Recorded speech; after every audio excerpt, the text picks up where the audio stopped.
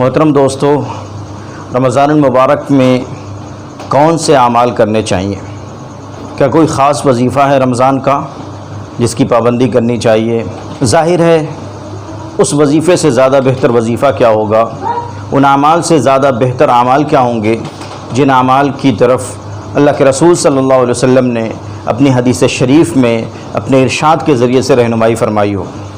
حضور پاک علیہ الصلوۃ والسلام نے 4 اعمال کی طرف بطور خاص رہنمائی فرمائی ہے کہ رمضان المبارک کا اگر کوئی وظیفہ ہو سکتا ہے، رمضان المبارک کے اعمال ہو سکتے ہیں تو وہ 4 طرح کے اعمال ہیں۔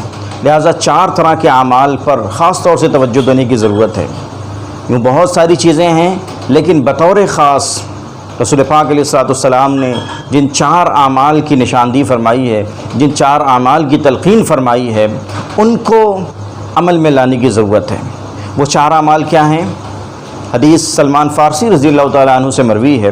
اس حدیث میں اللہ کے رسول صلی اللہ علیہ وسلم نے ارشاد فرمایا کہ 4 اعمال بطور خاص ہر مسلمان کو رمضان کے مبارک مہینے میں کرنے چاہیے۔ نمبر 1، لا الہ الا اللہ کی کثرت، زیادہ سے زیادہ کلمہ طیبہ کی کثرت، اور کثرت کہتے ہیں کم سے کم 3 تسبیح ہونی چاہیے، کم سے کم 3 تسبیح۔ نمبر 2، استغفار کی کثرت، یعنی کم سے کم 3 تسبیح استغفار کی، استغفر اللہ من کل ذنب واتوب الیہ، استغفر اللہ من کل ذنب واتوب الیہ۔ تیسرا عمل ہے اللہ سے زیادہ جنت کا سوال کرنا، اور چوتھا عمل ہے، چوتھی دعا کہہ سکتے ہیں، اللہ پاک سے زیادہ جہنم سے پناہ مانگنا۔